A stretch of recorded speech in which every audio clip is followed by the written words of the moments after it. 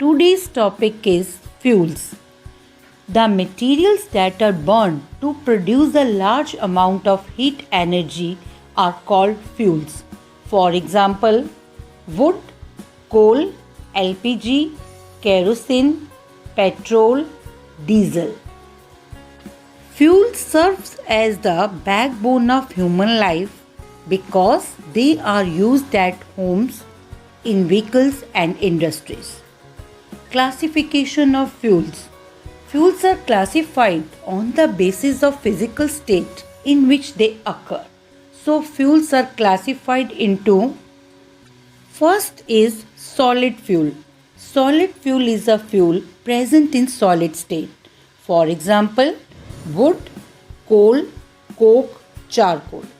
Second is liquid fuel. Liquid fuel is a fuel present in liquid state. For example, petrol, diesel and kerosene. Third is gaseous fuel. Gaseous fuel is a fuel present in gaseous state. For example, compressed natural gas, that is CNG, liquefied petroleum gas, that is LPG, and biogas.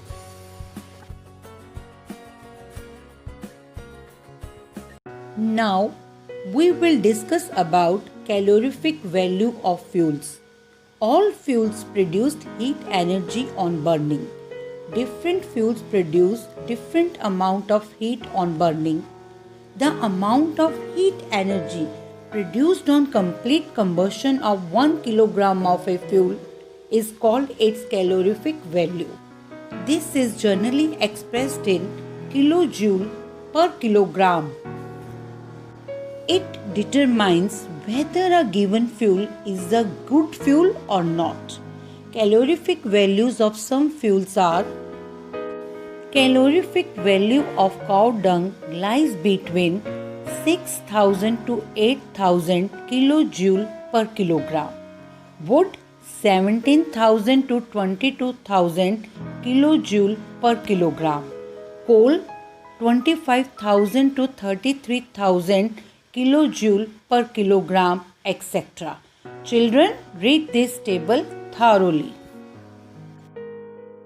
Now we will learn about the characteristics of an ideal fuel. An ideal fuel should have the following characteristics. First is, it should be fairly cheap and easily available. Second is, it should be easy to handle, safe to transport and convenient to store. Third is, it should burn smoothly. Fourth is, it should have a high calorific value. Fifth is, it should not produce any harmful and irritating fumes during burning. Sixth is, it should not leave ash, that is residue, after burning. 7. It should have a proper ignition temperature.